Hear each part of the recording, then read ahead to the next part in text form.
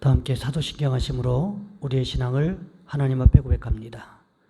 나는 전능하신 아버지 하나님, 천지의 창조주를 믿습니다. 나는 그의 유일하신 아들 우리 주 예수 그리스도를 믿습니다. 그는 성령으로 잉태되어 동정녀 마리아에게서 나시고 본디오 빌라도에게 고난을 받아 십자가에 못 박혀 죽으시고 장사된 지 사흘 만에 죽은 자 가운데서 다시 살아나셨으며 하늘에 오르시어 전능하신 아버지 하나님 우편에 앉아 계시다가 거기로부터 살아있는 자와 죽은 자를 심판하러 오십니다. 나는 성령을 믿으며 거룩한 공교회와 성도의 교제와 죄를 용서받는 것과 몸의 부활과 영생을 믿습니다. 아멘. 찬송가 500장 함께 찬양하겠습니다. 찬송가 500장입니다. 물 위에 생명줄 던지어라. 누가 저 형제를 구원하랴. 우리의 가까운 형제이니 이 생명줄 누구가 던지려나. 생명줄 던져 생명줄 던져 물속에 빠져간다. 생명줄 던져 생명줄 던져 지금 곧 건지어라. 너 빨리 생명줄 던지어라. 형제여 너 어찌 지체하나. 보아라 저 형제 빠져간다. 이 구조선 타고서 속히 가라. 생명줄 던져 생명줄 던져 물속에 빠져간다. 생명줄 던져 생명줄 던져 지금 곧 건지어라. 어서 생명줄 던지어라. 저 형제 지쳐서 허덕인다. 시험과 근심의 거센 풍파 저 형제를 휩쓸어 몰아간다. 생명줄 던져 생명줄 던져 물속에 빠져간다. 생명줄 던져 생명줄 던져 지금 곧 건지어라. 위험한 풍파가 곧 지나고 건너편 언덕에 이르리니 형제여 너 어찌 지체하나. 곧 생명줄 던져서 구원하라. 생명줄 던져 생명줄 던져 물속에 빠져간다. 생명줄 던져 생명줄 던져 지금 곧 건지어라. 아멘. 기도하겠습니다. 사랑의 하나님, 한 주간의 삶의 현장에서도 순간순간마다 우리를 불꽃과 같은 눈동자로 지켜 보호하여 주심을 감사를 드립니다. 온 나라가, 전 세계가 코로나19 바이러스로 인해서 심히 힘들고 어려운 과정 가운데 지나가는 가운데서도 하나님 우리 성도들의 가정과 직장과 사업장과 삶의 터전을 지켜주심을 감사를 드립니다. 하나님 특별히 가정을 위해서 기도합니다.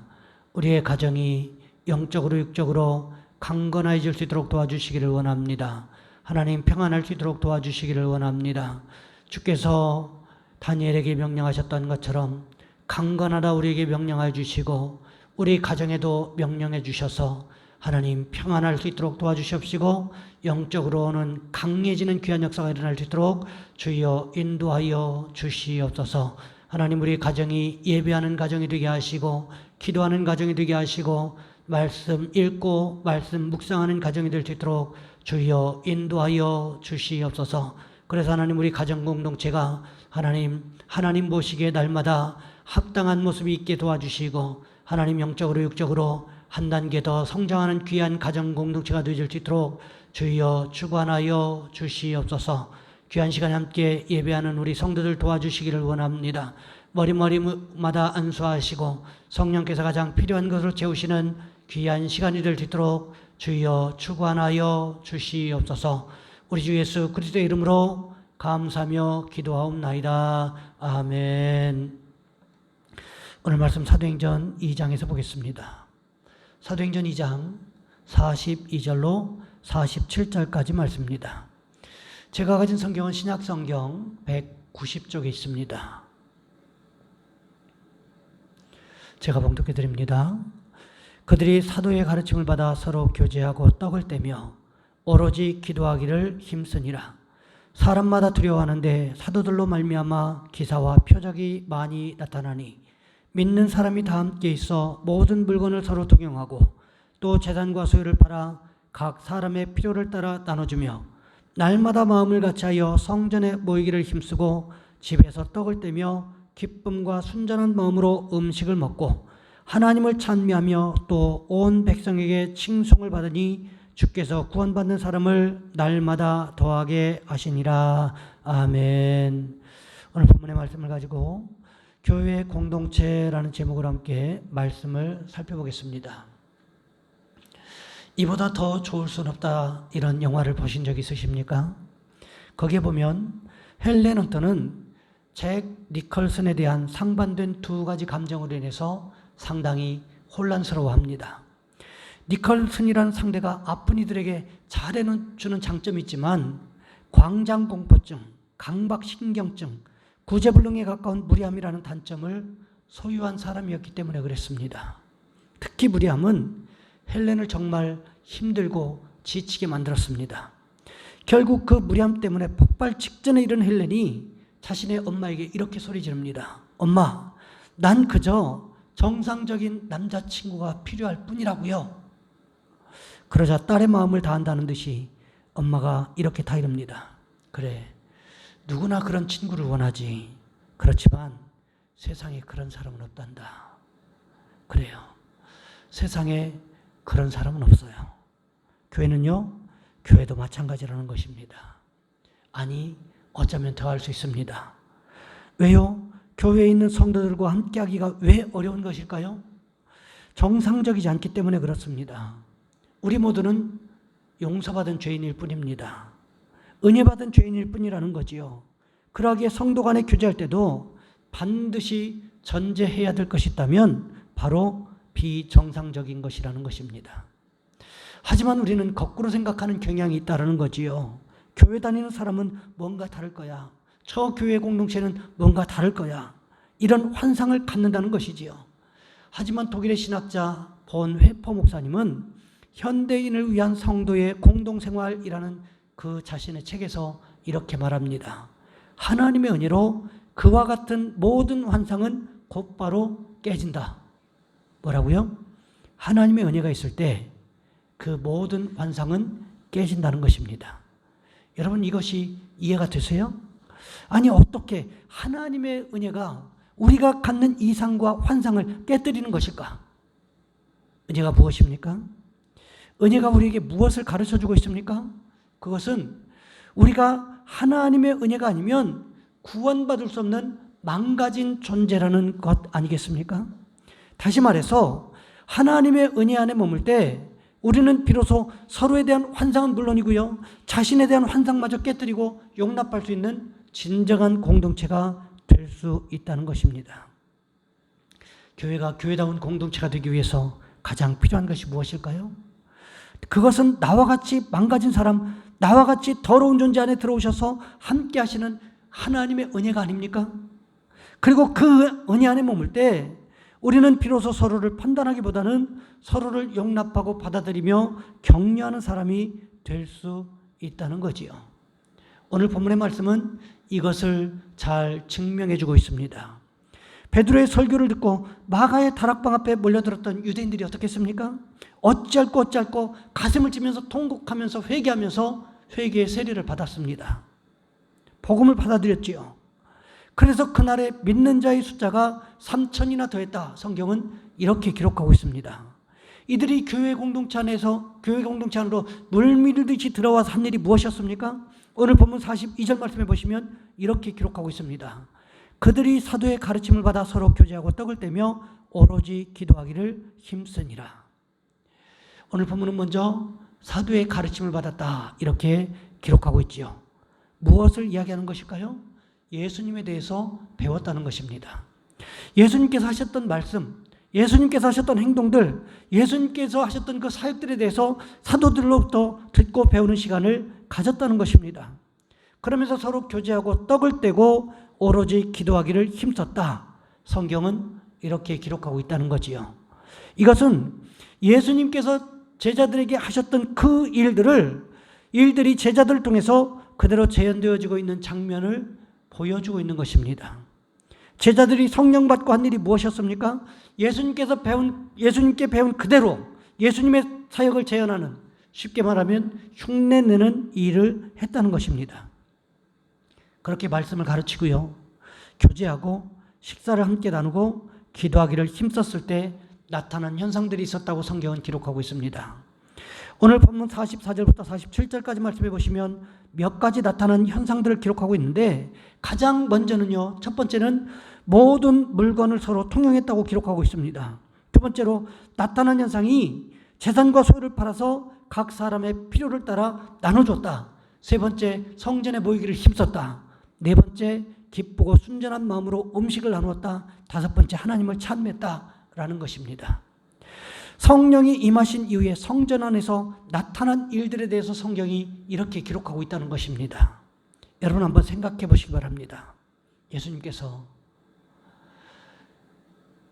예루살렘 성전에 입성하신 후에 예루살렘 성전에 들어가셨을 때 이런 일이 있었습니까? 그렇지 않지요. 예수님께서 십자가를 지시기 위해 예루살렘에 올라왔을 때, 예루살렘 성전에 들어가셨을 때, 예루살렘 성전 청결 사건을 일으키셨을 때를 한번 생각해 보시기 바랍니다. 왜 성전 청결 사건을 일으키셨습니까? 대제사장들에 의해서 썩을 대로 썩어버린 예루살렘 성전을 완전히 갈아엎고 예수님께서 십자가에 못 박혀 죽으시고 사흘 만에 다시 살아남으로 인해서 새로운 성전을 완성하지 않으셨습니까? 그런데 이 새로운 성전이 대제사장들이 다스리고 있던 그 성전과 다를 바가 없다면, 그 모습 그대로라면 이것이 무슨 의미가 있겠냐는 것입니다. 하지만 어떻습니까? 예수님께서 강도의 구렬이라고, 강도의 소굴이라고 책망하셨던 그 성전의 모습은 오간데 없어졌다는 것입니다. 예수님께서 말씀하셨던 예배 공동체, 기도 공동체, 식탁 공동체가, 나눔 공동체의 모습이 그대로 재현되어졌음을 성경은 기록하고 있다는 거지요. 교회 공동체는 바로 이런 모습이 나타나야 한다는 것입니다. 교회가 이런 모습을 회복할 때 교회 공동체가 세상으로부터 칭찬받는 공동체가 될 수 있기 때문에 그렇습니다. 지금 우리 시대는 교회가 세상 사람들이 염려해주는 공동체가 되었습니다. 교회가 세상 사람들을 위해서 염려해주고 기도해줘야 되는데 오히려 정반대로 세상이 교회를 염려해주는 이상한 시대가 되었습니다. 이래서는 안 된다라는 거지요. 하나님께서 계획하셨던 교회의 본 모습을 성경은 오늘 본문의 말씀을 통해서 보여주고 있습니다. 이렇게 교회가 본질을 회복할 때 세상이 교회를 향해서 어떻게 한다고 성경이 기록하고 있습니까? 오늘 본문 47절 말씀해 보시면 이렇게 기록하고 있습니다. 또 온 백성에게 칭송을 받으니. 무슨 뜻일까요? 예수 믿지 않는 사람들로부터 칭찬받는 교회의 공동체가 되었다, 이런 뜻입니다. 그곳에 가면 진짜 예수 믿는 사람, 그곳에 가면 진짜 예수 닮은 사람을 만날 수 있다라는 칭찬을 받았다라는 거지요. 여러분, 참 웃지 못할 일은 교회가 점점 더 기도에 집중하고 말씀에 집중하고 예배에 집중하면 집중할수록 세상은요, 교회를 칭찬하더라는 것입니다. 그러면서 또 한 가지 일어나는 현상 가운데 하나는 교인들이 전도 안 해도 세상 사람들이 전도해 주더라는 것입니다. 제가 옥천에서 사역할 때 그때도 가만히 생각해 보면 교인들은 별로 전도하지 않아요. 거의 전도하지 않습니다. 그런데 예수 믿지 않는 동네 할아버지들이 전도해 주시고요. 불교 골수분자였던 푸녀 회장님이 마을에 이사 오신 분들을 쫓아다니면서 교회 다니냐고 묻고요. 우리 동네 진짜 좋은 교회 있으니까 거기 나가보라고 권면하더라는 거지요. 그것을 제가 어떻게 알았을까요? 나중에 이 푸녀 회장님이 제게 찾아오셔서 자기가 전도했다고 자랑해서 알게 되었습니다. 교인들은 전도하지 않는데 예수 믿지 않는 동네 사람들이 전도해 주는 현상을 경험했던 적이 있습니다. 오늘 본문에도 보시기 바랍니다. 온 백성에게 칭송을 받았더니 무슨 일이 벌어졌습니까? 주께서 구원받는 사람을 날마다 더하게 하시니라. 성경이 이렇게 기록하고 있지요. 전도는요, 우리가 정말 열심히 기도하고 노력해야 되는 부분들도 분명히 있습니다. 하지만 주님께서 교회의 공동체를 도우셔야 전도가 된다는 것입니다. 교회가 교회다워지기만 하면 교회는 자연스럽게 성장할 수 있다는 거지요. 여러분, 전자석이 있습니다. 전자석을 통해서, 전기를 통해서 자석의 성질을 갖게 되면 자기 본래 무게 무려 12배를 들어 올릴 수 있다고 합니다. 그런데 자석의 성질을 갖지 않으면 단 한 개도 들어 올릴 수가 없다라는 것입니다. 여러분, 교회도 마찬가지라는 거지요. 교회 공동체는 예수님의 성질을 가져야 하는 것이지 우리 스스로의 성질을 가져서는 안 된다라는 것입니다. 바라기는 우리 가연교회가 이 전자석과 같이 예수님의 성질을 가짐으로 인해서 날마다 주님의 모습을 닮아가는 귀한 공동체가 닮아가는 모습이 있으시기를 주님의 이름으로 부탁을 드립니다. 가정예배 집중서 마지막 부분에 보면 공동 기도 제목이 있습니다. 제가 읽어드리겠습니다. 주여, 이 나라와 이 민족을 도와주셔서 모든 성도들이 한마음 한뜻으로 기도하여 하나님의 뜻을 구하게 하옵소서. 이 나라와 이 민족이 이번 코로나19 바이러스를 잘 극복하고 하나님의 은혜를 고백하는 민족이 되게 하옵소서. 국민들이 코로나19 바이러스로 인한 두려움으로부터 하루빨리 벗어나게 하시고 방역의 최전선에서 일하는 일꾼들이 피곤하거나 힘들지 않도록 도와주시옵소서. 우리 가연교회가 기도가 지속적으로 이어지는 교회, 예배를 사모하는 교회, 말씀의 능력이 나타나는 교회가 되게 하옵소서. 이번 코로나19 바이러스로부터 성도들의 건강을 지켜 주옵소서. 코로나19 바이러스로부터 우리의 직장과 사업장, 가정을 지켜주시고 주님께서 약속하신 평안이 넘치게 하옵소서. 가정예배 지침서를 통하여 하나님의 말씀을 깨닫게 하시고 지속적으로 예배하는 예배 공동체가 되게 도와주옵소서. 우리의 자녀손들을 도와주옵소서. 새롭게 진학한 학생들에게 좋은 선생님과 좋은 선배님들, 친구들을 만날 수 있는 만남의 축복을 허락하시고 직장에 들어간 청년들에게 잘 적응할 수 있는 적응력과 좋은 상사와 동료들을 만날 수 있도록 만남의 축복을 허락하옵소서. 직장의 문제를 가지고 기도하고 있는 우리 청년들과 자녀손들에게 주님께서 가장 합당한 직장을 허락하시는 은혜가 있게 하옵소서. 이 시간 우리 공동 기도 제목과 우리 교회가 예수님 닮아가는 교회 공동체가 될 수 있게 달라고 이 시간 우리 주한만 간절히 부르시는 후에 한 목소리 함께 기도합니다. 주여, 사랑의 하나님, 우리를 도와주시기를 원합니다.